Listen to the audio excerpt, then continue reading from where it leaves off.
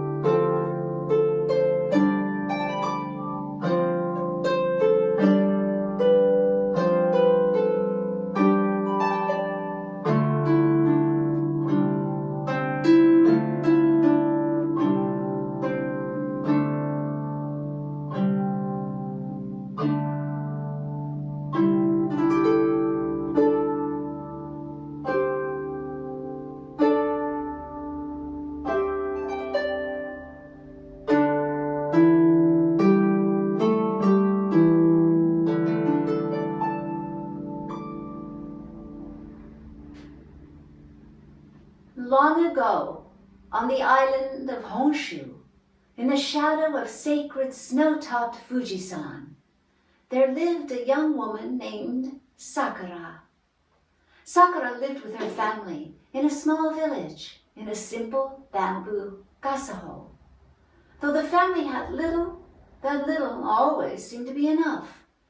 They found much to be happy for each day: their health, the love they shared, the ever-present beauty of Mount Fujisan standing strong above them, its head brushed by the wings of angels. Sakura was a quiet girl, a wise girl, whose thoughts were like a symphony, filled with harmony and movement, beauty and harp music.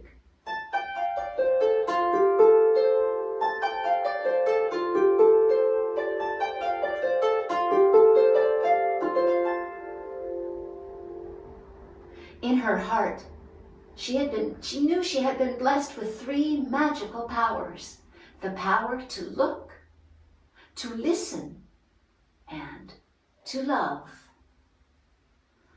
It was Sakura's dream to one day visit the Fukushima prefecture, far to the north, way beyond the bustling city of Tokyo, and there to see the great Miharu Takizakura, the 1,000-year-old cherry blossom tree whose name meant waterfall Sakura. Every spring, when it bloomed, the beautiful pink flowers spread out in all directions on their curved branches like a waterfall. More than anything, Sakura longed to see this beautiful tree, the tree whose blossoms she'd been named for. One day, as Sakura sat looking up at Mount Fujisan, she saw a shape in its snowy face. It was a great tree with hundreds of bending branches and cherry blossoms, the great Miharu Takizakura. As she continued to look, she saw those branches begin to break, the cherry blossoms to fall, and the tree to shrink. The great tree is in trouble. I must go at once. Sakura told her family what she had seen. They understood. They helped her pack a small bag with food and a shawl to keep warm, then saddled up the ancient horse, hugged and kissed her, and bade her 1,000 blessings as she rode off out of the village. Even though the horse was old, it was still strong and willing, and so they traveled many miles before the evening shadows caught them. Sakura shared her food with her horse, then laid her shawl out on the ground and went to sleep. Deep in the blackness of night, she was awakened by a small but insistent voice. Sakura! Sakura! When she opened her eyes, she saw no one, nothing, but a tiny light flitting around her head. As she looked closely, she saw a pair of delicate fluttering wings and 2 round eyes looking into hers. Hotaru, A firefly! Sakura watched its magical light dance before her. Sakura! Sakura! Yes, I am Sakura. What do you want, sweet little firefly? Oh, the Hotari want to help you save the great Miharu Taki Sakura. We know what is wrong. That greedy old fox, Kitsune, sits at the trunk. Each day he gnaws away a little bit more of the bark. His sharp teeth cut into the roots, keeping nourishment from the branches so that the cherry blossoms cannot grow. No one knows how to stop his hungry gluttony. Sakura listened deeply to the winged creature before her. She listened with her heart.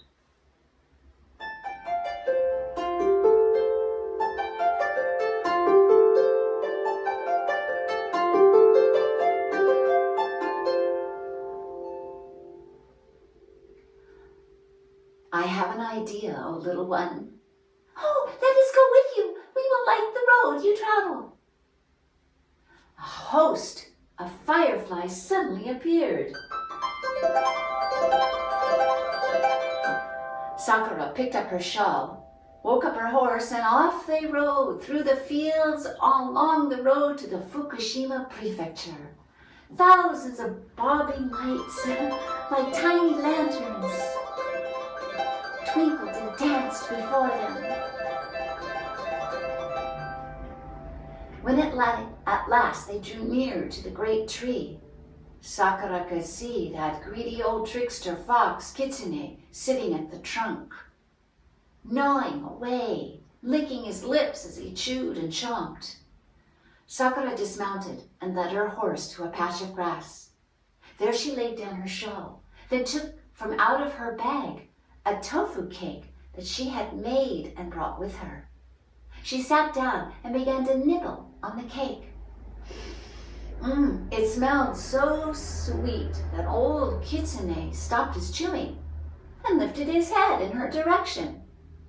Sakura paid no attention. She just kept nibbling on the tofu cake. Slowly, Kitsune approached her, never taking his eyes off that tofu cake, licking his lips hungrily. Sakura dropped a nibble just beyond her shawl in the fox's path. He came closer, licking it up greedily. She dropped a nibble closer. He came closer, licking his lips, licking it up greedily. Then she placed the rest of the tofu cake inside her open bag. Oh, that greedy old fox eagerly poked his head in to grab it, and when he did, Sakura picked up the bag. Old Kitsune fell inside. The old fox had been caught.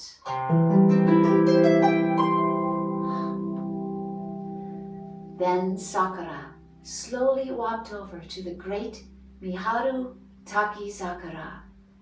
She put her arms around it as far as they would reach, then leaned her head against its massive trunk and whispered, "I love you." She felt a surge of energy move through the tree. Hundreds of branches began to grow, and 1,000-fold of cherry buds sprouted on their limbs. As the buds began to open, there bloomed a tumbling host of beautiful pink cherry blossoms. The branches bent from the weight. It was a waterfall of blossoms.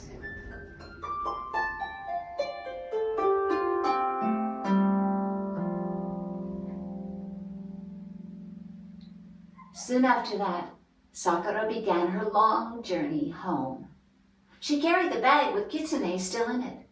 He was enjoying a deep sleep, for the love that Sakura had baked into the tofu cake had quite tamed his greedy, wild hunger. She stopped at the temple near the village and gave the bag to the monks. Oh, they were honored to have old Kitsune as a talisman of good fortune and plenty, and promised to feed him tofu cakes every day to keep him well satisfied and calm. At last, Sakura was home. Her family was there to greet her with hugs and kisses. To everyone in the village, she gave a tiny seed, a gift from the Miharu Takizakura. Let us plant these seeds so that one day our village may look upon its own waterfall, Sakura. Let us listen to the song of new life these seeds are singing and be happy. Let us love the promise of beautiful pink cherry blossoms these seeds hold within. And that, my friends, is the story of Sakura, a quiet girl, a wise girl, whose thoughts were like a symphony, and who had been blessed with 3 magical powers: the power to look, to listen, and to love.